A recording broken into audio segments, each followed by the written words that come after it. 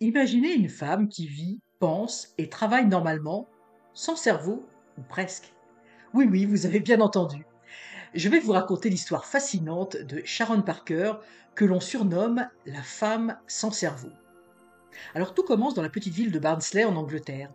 Sharon Parker, dès sa naissance, est au cœur d'une énigme médicale.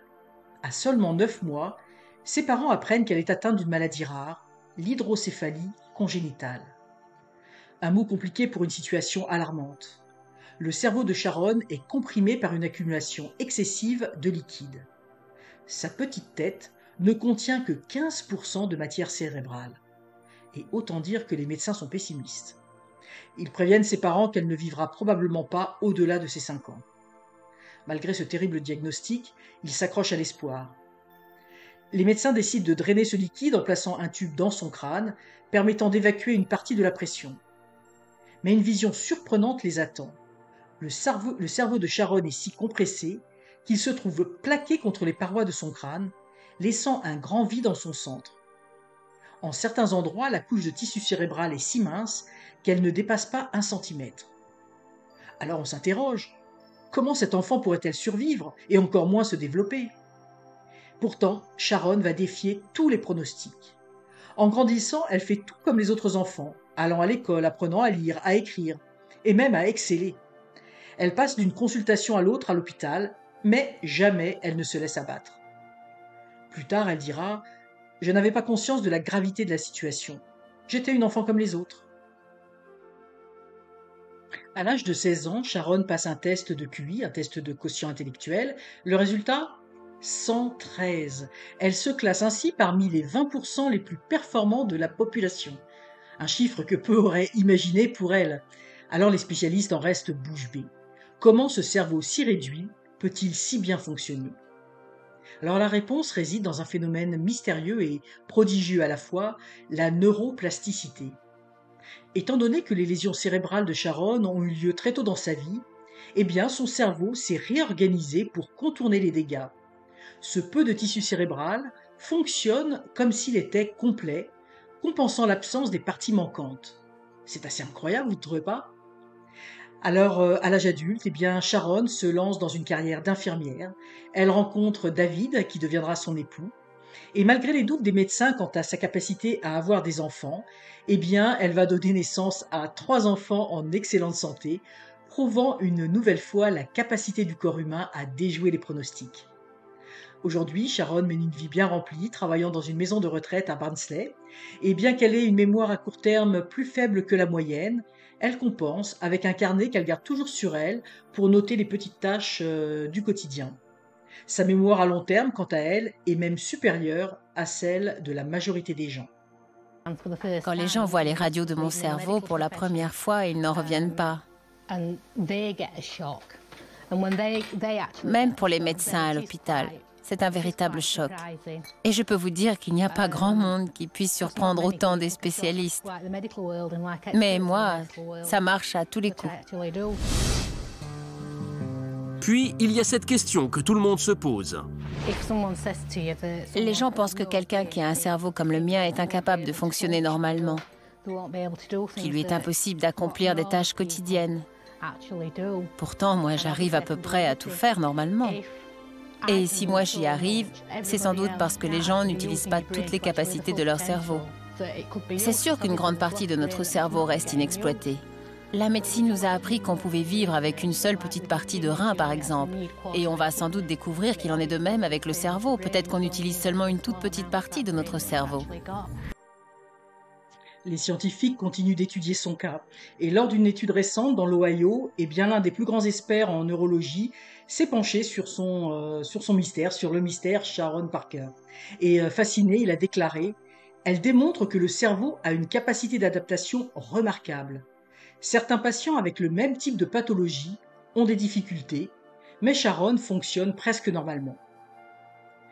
Alors l'histoire de Sharon Parker nous questionne. Le cerveau humain est-il vraiment aussi nécessaire à notre vie quotidienne qu'on le pense? Utilisons-nous seulement 10% de notre cerveau, comme on a l'habitude de le dire, ou avons-nous des capacités cachées que nous n'avons pas encore découvertes? Eh bien, pour répondre à cette question et pour découvrir peut-être des secrets dévoilés, eh bien, je vous propose de faire un tirage de tarot pour les passionnés de tarot. Et pour tous les autres, eh bien, je vous remercie d'avoir suivi cette vidéo. N'hésitez pas à la liker et surtout, abonnez-vous, c'est encore mieux. Et puis, on sait qu'il y a des personnes qui vivent avec seulement la moitié d'un cerveau, mais d'une façon générale, on entend souvent dire qu'on n'utilise que 10% de son cerveau. Alors, j'avais envie de poser la question au tarot. euh, quel en est-il de l'utilisation de notre cerveau, hein? Est-ce qu'on utilise vraiment est-ce qu'on a d'autres capacités? Est-ce qu'on utilise seulement que 10% de notre cerveau? Ou est-ce qu'on aurait d'autres capacités? Alors pour ça, j'ai envie d'utiliser le tarot de Marseille de Nicolas Convert et l'oracle de Marseille, donc qui est tiré du tarot de Marseille, qui est un très bel oracle. Et pour ce protocole, eh bien, ce que l'on peut faire, c'est l'utilisation actuelle, une carte pour l'utilisation actuelle de notre cerveau, les potentialités de notre cerveau et l'avenir, hein, dans les générations futures, l'avenir quant à l'utilisation de notre cerveau. Donc, je vais tirer une carte de de chaque jeu. Donc, le, ici, nous avons l'utilisation actuelle de notre cerveau, les capacités de notre cerveau et l'utilisation de notre cerveau dans le futur. Puis, si besoin, on pourra tirer une carte supplémentaire pour les potentialités de notre cerveau. Oups. Bon. Ces cartes, en fait, elles sont très glissantes. Je vais les reprendre. Elles sont très glissantes. Et puis, comme elles sont en longueur, voilà.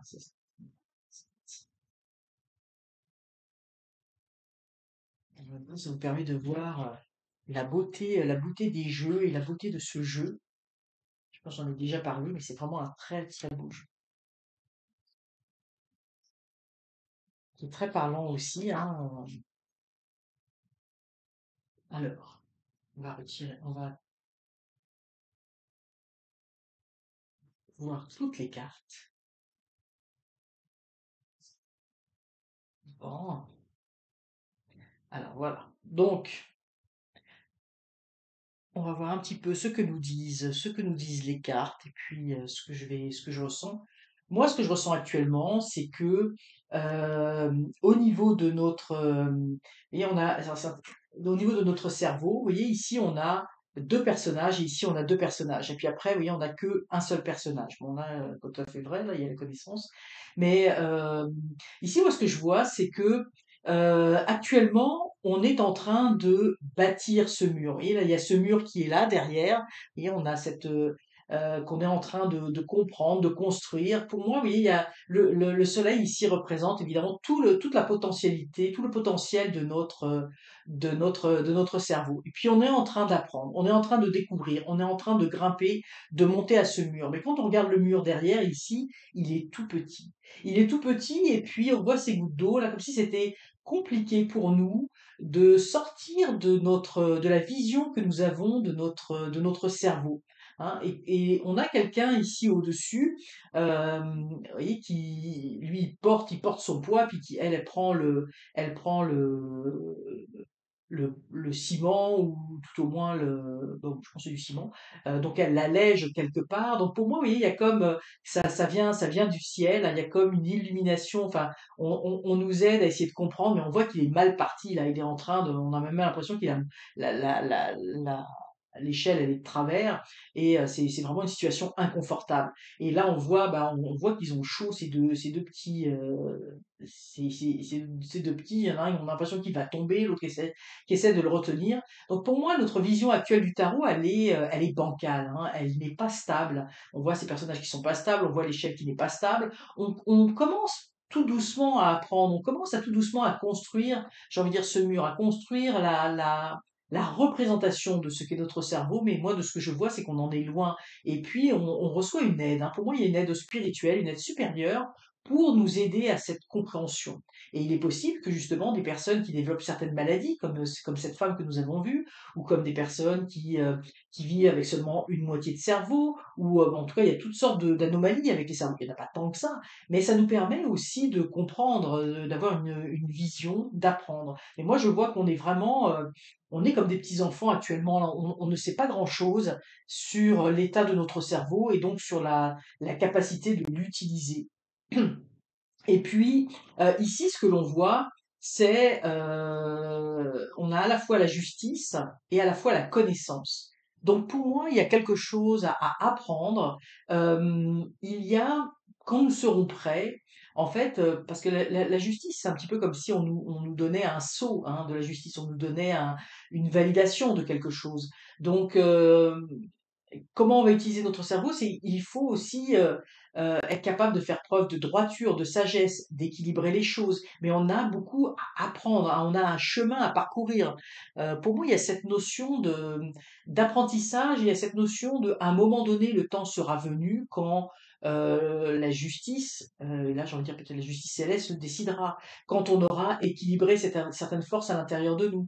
Moi, je pense qu'il y a un chemin à faire, un chemin de compréhension. On doit s'élever. Il est fort probable, hein, puisqu'on a des montagnes, on a le chemin, on a des montagnes en arrière, un petit peu comme si là, la femme expliquait un petit peu comment prendre ce chemin et comment escalader ces montagnes-là. Moi, on a encore un travail à faire et je pense que les découvertes du cerveau qui vont arriver ne vont pas forcément être des découvertes scientifiques au sens propre du terme. C'est-à-dire que il y a des choses qui sont du domaine de l'invisible, hein, un petit peu comme les ondes. Les ondes, on n'est pas capable de les voir physiquement. Il y a beaucoup de choses qu'on n'est pas capable de voir physiquement et qui pourtant sont une réalité. Donc il y a, selon moi, une première chose c'est à percevoir ce que le cerveau, la potentialité du cerveau, mais qui n'est pas visible. Je m'explique. Par exemple, évidemment, bah là, vous écoutez cette vidéo, donc vous utilisez votre cerveau, vous utilisez votre mental pour comprendre les mots que je dis. Les yeux analysent, il y a une analyse qui se fait également au niveau de ce que vous voyez, des symboles que vous voyez. Euh, et mais pourtant, il y a quelque chose qui se passe dans votre cœur, qui est invisible. Il y a quelque chose qui vous dit, ah, ça a du sens cette vidéo, ou non, pour moi, ça ne fait pas de sens. Ah, ça me parle, ou non, ça me parle pas. Oui, il y a quelque chose au niveau du cœur qui se manifeste. Il y a quelque chose qui n'est pas du domaine du palpable, du visible, parce qu'il y a une partie qu'on ne voit pas. Donc, on doit d'abord équilibrer certaines choses et apprendre, je pense, sur notre intérieur. Il y a beaucoup de choses qui vont venir de nos expériences oniriques. Hein. On le voit parce que là, on nous explique qu'il y a un chemin à faire. Et pour moi, c'est un chemin qui est différent. Puis on les voit avec leur petit chapeau là, ils sont prêts à partir à l'aventure. Donc en fait, quand le moment sera venu d'avoir une certaine droiture, et une droiture, pour moi, c'est dans l'utilisation du cerveau, eh bien, on va pouvoir équilibrer des forces et les forces visibles de ce qui est palpable. Par exemple, le fait de savoir écrire, le fait de savoir lire, le fait de savoir compter, c'est palpable. Le fait d'avoir une mémoire, de retenir les choses, c'est palpable. Mais pourtant, pour moi, la partie du cerveau, donc ça, c'est tout ce qu'il y a dans un des plateaux de la balance. Et dans l'autre plateau, pour moi, il y a des choses du domaine plus de l'invisible que nous devons déployer. Parce qu'on est comme des petits enfants là. Et le devenir du cerveau est très intéressant parce que nous avons le monde. Alors nous avons la personne aveugle qui danse, puis qui a l'air de sauter à la corde. Donc là, un petit peu, c'est comme si on nous dit que il va falloir, pour que utiliser toutes nos capacités, pour moi, à un moment donné, on va sortir de ce côté aveugle. On va être capable de voir la vérité telle qu'elle est. Mais effectivement, il y a un chemin à faire parce que on ne voit pas, on ne voit qu'une partie des choses, hein. Puis c'est intéressant parce qu'elle est aveugle, elle est aveugle, et puis ce que je vous disais, c'est qu'il y a une partie des choses que l'on ne voit pas, hein. Il y a une partie des choses qui sont du domaine du sensitif. Euh, on le voit, puis on le voit là, ses pieds là forment un peu comme le pendule, les pieds du pendu. Euh, comme il fallait regarder les choses autrement, différemment. Il fallait marcher, là on a des pas, il fallait marcher d'une façon différente. On a l'impression que c'est de l'eau, comme s'il fallait apprendre à marcher sur l'eau, alors qu'on sait que intellectuellement c'est pas possible. Donc on va pouvoir à terme, plus tard, reprendre les capacités de notre cerveau quand on aura fini. Là, on est dans le chemin initiatique avec le tarot, et c'est la dernière carte du chemin initiatique. Donc, quand l'initié aura terminé son chemin au niveau de la connaissance, eh bien, il va pouvoir voir les choses d'une façon différente.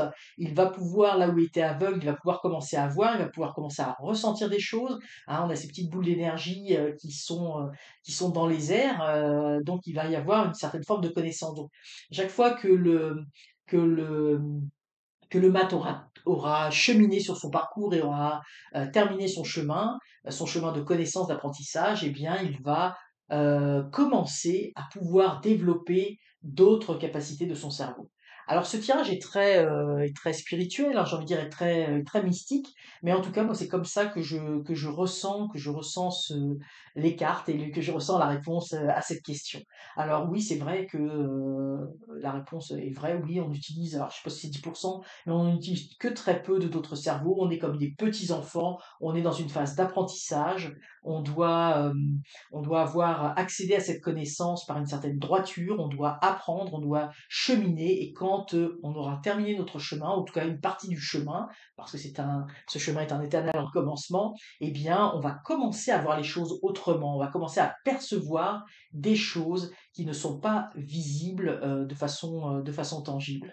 Alors, ça promet, on a encore beaucoup de découvertes à faire, et l'utilisation de notre cerveau est loin d'en être terminée. On a encore beaucoup, beaucoup de découvertes à faire. Alors j'espère que cette vidéo vous aura inspiré, j'espère que cette petite histoire également extraordinaire vous aura plu. N'hésitez pas à liker la vidéo, à la commenter, à la partager, mais surtout, surtout, abonnez-vous, c'est encore mieux. À très bientôt.